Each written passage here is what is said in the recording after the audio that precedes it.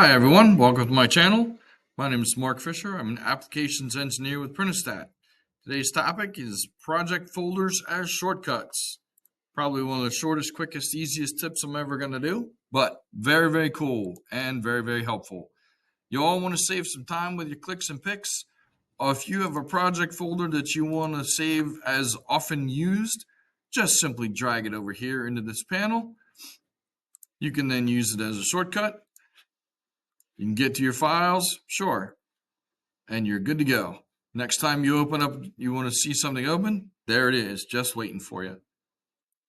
Thanks a lot for watching. I'm Uncle Fish. We'll see you next time.